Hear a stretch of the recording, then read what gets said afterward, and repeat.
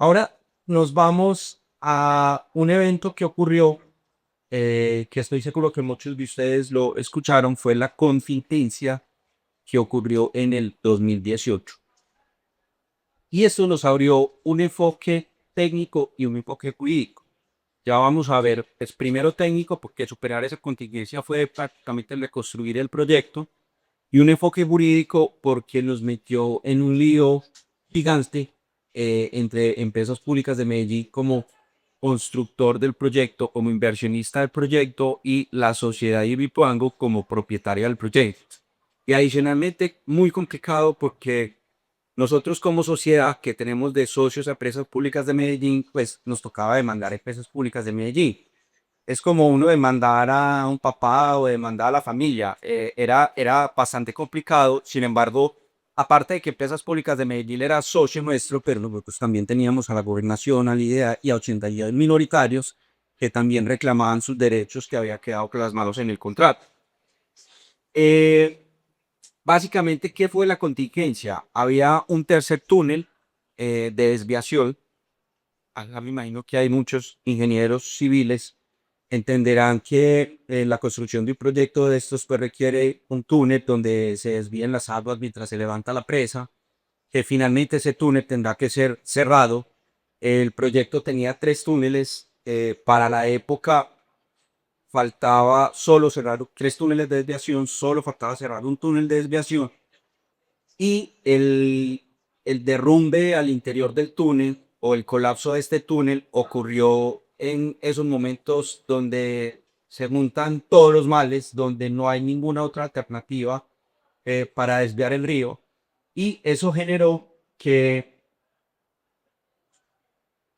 bueno, adicional al derrumbe que hubo al interior del túnel, también encima del túnel se hizo una chimenea que causó, producto de ese derrumbe al interior, todos estos, toda esta montaña cayó sobre el túnel, lo terminó de taponar, y lo que tocó hacer fue inundar la casa de máquinas del proyecto. ¿Cuál era el riesgo si no se inundaba la casa de máquinas del proyecto? Era que el agua del embalse se viniera por encima de la presa, 20 millones de metros cúbicos, y eso hubiese causado una avalancha que hubiese llegado hasta Cartagena prácticamente. Entonces se tomó la decisión de autodestruir el proyecto. Era la única forma de poder salvar ahí a las comunidades y demás de esa posible avalancha. ¿Qué significó eso? Que el proyecto tocó reconstruirlo prácticamente el 80%. ¿Y en qué consistió el tribunal o el tema entre EPM y la sociedad? Es, oiga, ¿quién va a pagar por ese 80% que va a costar la reconstrucción del proyecto? Y no solo eso, EPM teníamos compromisos de un cumplimiento de hitos contractuales con la empresa, con la sociedad de Rituango, y debido a que el proyecto tocaba reconstruirlo, de hecho hoy en día estamos con cuatro unidades como le mencionaba en un principio, son ocho. Entonces, los compromisos contractuales decían que si usted no me cumplía en esas fechas, me tenía que pagar ciertas multas, y eran unas multas cuantiosas. Entonces, demandamos a EPM en un primer litigio arbitral. Ese litigio arbitral empezó en el 2023, y las pretensiones que teníamos era que el túnel que se había colapsado lo había construido EPM y lo había construido bajo su propio riesgo. Otro elemento muy importante, la asignación de los riesgos en el proyecto entre las partes de un contrato. Nosotros teníamos el riesgo de diseño, sin embargo, teníamos era el riesgo de diseño por lo que habíamos entregado, por los diseños que habíamos hecho.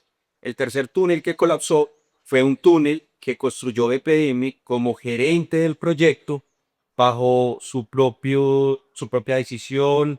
Nosotros dentro de la sociedad no tenemos, o el contrato nos limita a que no podemos hacer ni coadministración ni participar en las decisiones.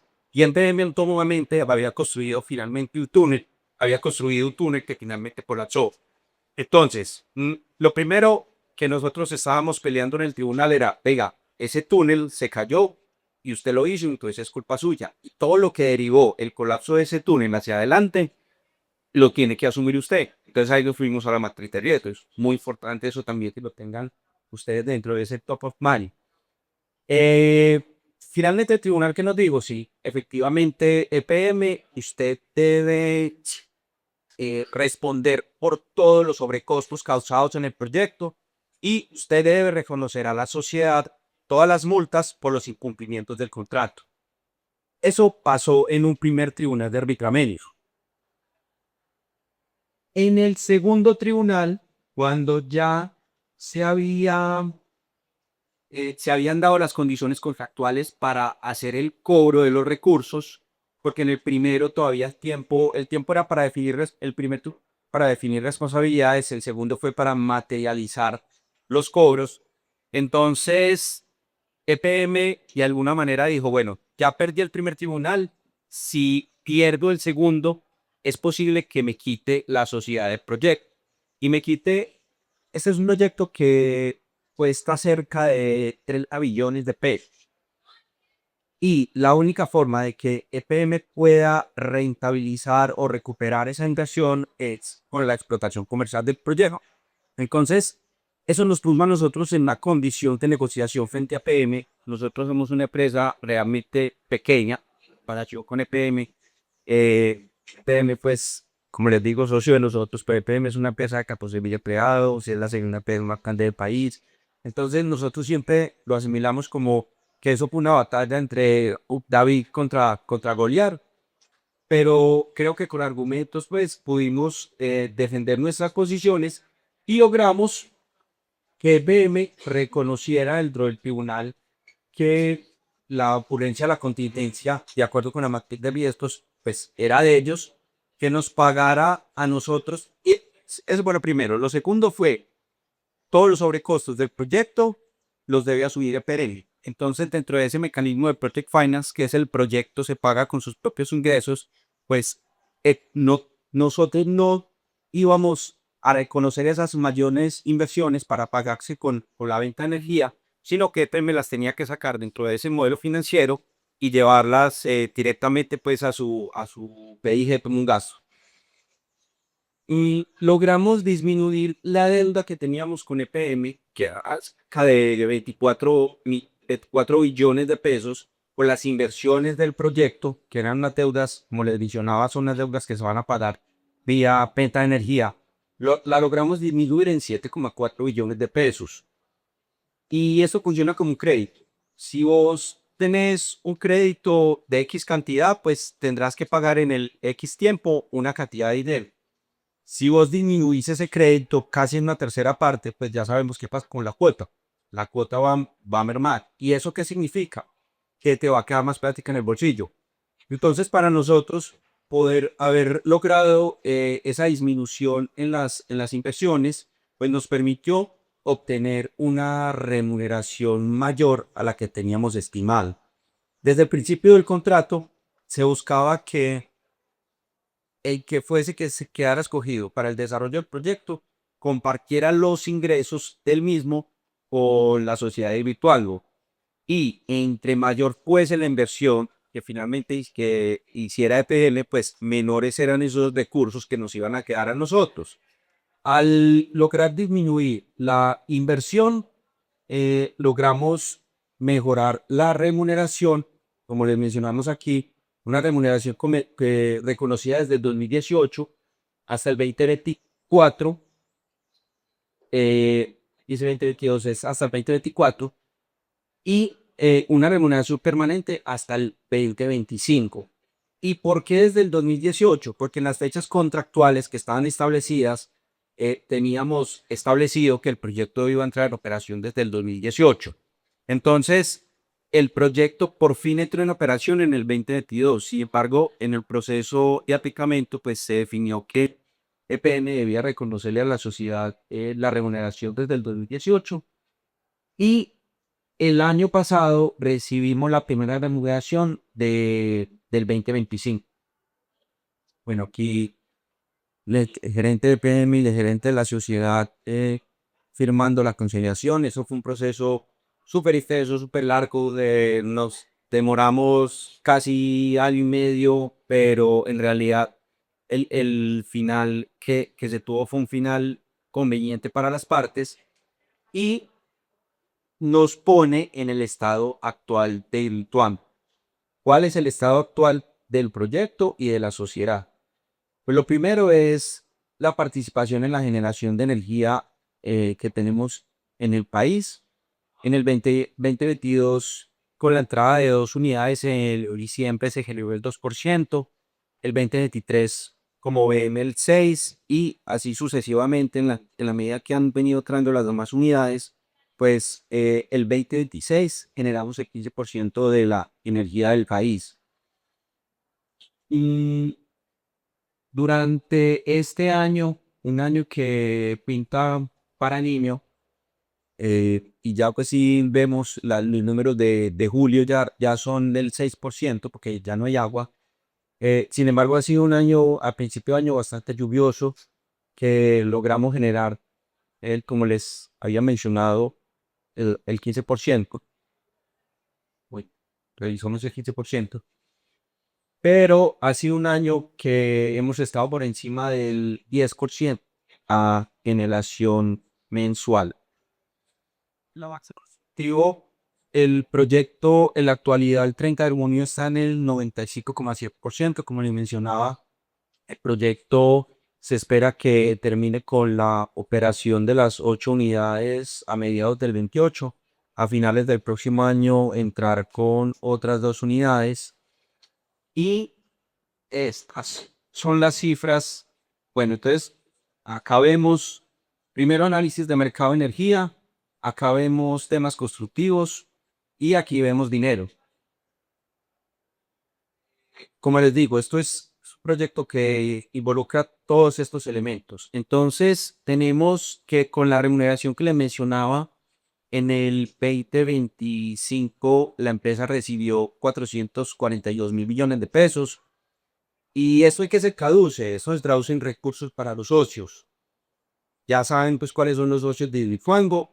Y nosotros tuvimos una repartición de dividendos de 275.000 millones de pesos, que básicamente la mitad es para EPM y la otra mitad es para la gobernación y el IDEA. Y de esos 275.000 millones de pesos, nosotros logramos incrementar el presupuesto del departamento cerca de 90.000 millones de pesos. Ustedes han escuchado el túnel de Toyo, y las dificultades pues, que se ha tenido para la construcción por parte de la financiación, el, el- la falta de financiación por parte del gobierno nacional para el compromiso que tenía de aportar recursos. Entonces, desde la sociedad, pues, le entregamos a los socios. La decisión que tomó la gobernación fue invertir estos recursos en el Toyo. En julio del 2026, que es el corte que estamos haciendo en este momento, recibimos 1,6 billones de pesos. Ese 1,6 billones de pesos tiene dos componentes. El primer componente, la remuneración regular del 2026 y la remuneración que se había causado entre el 18 y el 24, que FM era potestativo de ellos entregarla o llevarla como menor valor de la inversión. Sin embargo, nos la entregaron en junio de este año, 1,3 billones de pesos. Eso significa que en asamblea de socios de septiembre vamos a repartir 1 billón de pesos de dividendos. De ese billón, la mitad es para la gobernación, un poco más. Y con esos recursos es que se va a lograr por fin el cierre financiero del túnel de Toyo. Entonces, cuando desde Lituano decimos que somos progreso para Antioquia, lo decimos de verdad, porque todos estos recursos se están utilizando es para desarrollar proyectos estratégicos para el departamento. Adicionalmente, hay un socio que uno no ve, que se llama DIAN, que no está en el listado de socios. Sin embargo, la DIAN nos tocó entregarle 152.000 millones de pesos de impuestos el año pasado y con el corte a junio nos va a tocar entregarle 587.000 millones de pesos. Y no está mal pagar impuestos. Ojalá todos tuviéramos los suficientes ingresos para pagar impuestos, ¿cierto? Lo que uno pretende o espera es que con esos impuestos se hagan muy buenas inversiones y los impuestos se vayan a donde se tienen que ir. Sin embargo, existe un mecanismo que se llama obras por impuestos. Y ese mecanismo de obras por impuestos te permite, entonces aquí ya nos saltamos a otro elemento, es la parte de la optimización tributaria, que es un elemento que todos los que son empresarios, los que trabajan en este tipo de proyectos deberían conocer. Y es un mecanismo que se estableció dentro del el proceso de paz que existió en La Habana, un mecanismo copiado de Perú y que desde mi punto de vista es un mecanismo maravilloso porque permite que las empresas aporten el 50% del impuesto de renta a desarrollar proyectos en municipios PDE y SOMAT. ¿Qué son los municipios PDE y los municipios SOMAT? Son los municipios, primero, los más pobres del país, y los SOMAT son los municipios afectados por el conflicto armado. Resulta y sucede que Antioquia, de sus 125 municipios, tiene 55 municipios que son PDE y SOMAT. Entonces nos dimos a la tarea de invertir el 50% de los impuestos del año pasado en obras por impuestos. Y los metimos en 5 líneas: en salud, en educación, en infraestructura, en agua potable y en gestión del riesgo, para financiar proyectos en estos municipios. Y teniendo en cuenta que el próximo año vamos a pagar cerca de 600 mil millones de pesos en impuestos, pues la intención es, y con la esperanza de que con el nuevo gobierno se amplíe ese cupo, poder seguir participando de la mejor manera y procurar que los recursos del departamento pues queden efectivamente en el departamento y en proyectos que imparten directamente a la comunidad. Los tipos de proyectos que se desarrollan bajo este mecanismo no son cualquier tipo de proyectos, tienen que ser proyectos que en realidad tengan un impacto social. Bueno, por último, de los recursos propios de la empresa, tenemos un par de proyectos a modo de piloto que vamos a desarrollar este año, y es la transformación integral educativa, proyecto de transformación integral educativa en 2 municipios, en dos instituciones educativas de Ituango. La verdad es que uno acá en Medellín vive en una burbuja en realidad, aunque Medellín pues también vive en zonas bastante afectadas por la pobreza. Sin embargo, la pobreza que se ve en el resto del departamento es bastante, es muy fuerte, y las condiciones en que son atendidos los pacientes o los niños, o sea, aquí hay muchas inversiones por hacer. Nosotros, pensando en la zona de influencia del proyecto, que es una zona de influencia bastante amplia, todos son municipios del departamento, cerca del 10% de los municipios del departamento, pues priorizamos nuestras inversiones en la zona de influencia del proyecto. Y este esquema piloto de transformación educativa lo vamos a hacer en 2 instituciones de Ituango, que las condiciones son bastante críticas. Entonces, con toda seguridad, y nuestra intención es replicar estos modelos. Y adicionalmente, pues estamos involucrando a Cosmo, que es una, un modelo de educación desarrollado por Confama, bastante innovador, y queremos que la educación de calidad no solo sea para la Medellín, el área metropolitana, los oriente cercanos, sino llevar la educación de calidad también a estas comunidades. Y los estamos involucrando a ellos en este proyecto. Y adicionalmente, desde la sociedad también consideramos la importancia de incursionar en diversificar el negocio de la energía. A ver, ustedes acá son una generación que ha crecido de la mano con Internet, que hoy en día está bastante alineada con la inteligencia artificial, y entenderán las necesidades de energía que tienen todos estos data centers y demás. Entonces, adicionalmente, el consumo de la energía en Colombia, un país desarrollado, un ciudadano promedio de un país desarrollado consume 40 veces más de la energía que consume un colombiano. Entonces, nosotros tenemos aquí un potencial gigante en crecimiento en el consumo, y también un potencial gigante en el desarrollo de energías y energías limpias. Yo soy de los que creo que todas las energías son necesarias, y también estamos hablando de la transición energética, pero tiene que ser una transición energética responsable. Y dentro de ese pensamiento energético futuro, pues identificamos como la energía solar una de las energías que son más rápidas de construir, que en la actualidad tenemos cierres financieros que nos facilitan poder desarrollar estos proyectos rápidamente, unos costos de instalación que se han equiparado o inclusive pueden estar por debajo de la instalación de la energía hidráulica.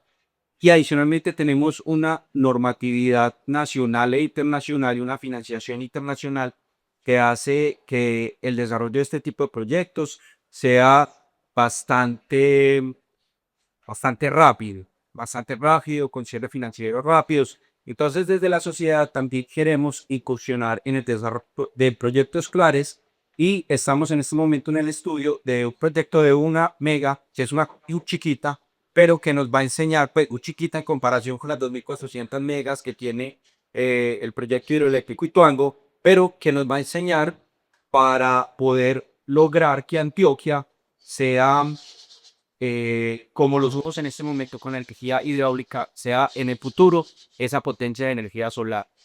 Y de esta manera, porque es que no solo es generar recursos para hacer inversión social, que es muy importante, sino que uno también tiene que generar recursos para hacer inversiones económicas que generen mayores recursos para que la inversión social cada vez sea mayor. O sea, es un tema que tiene que ir de la mano, tanto la inversión social como la inversión económica. Bueno, y como les mencionaba, dentro de los dividendos se lograron incorporar en el presupuesto del departamento 90.000 millones de pesos, que 90.000 millones de pesos que va directamente a la financiación del túnel del Tocho. Yo no me quisiera ir sin hacer un reconocimiento a estos líderes. Esto no es un tema político. Han sido personas, Álvaro Uribe ayudó con la promoción del proyecto desde que fue gobernador. Luis Alfredo Ramos fue el que tomó la decisión de hacerse a la mayoría accionaria del proyecto y poderlo sacar.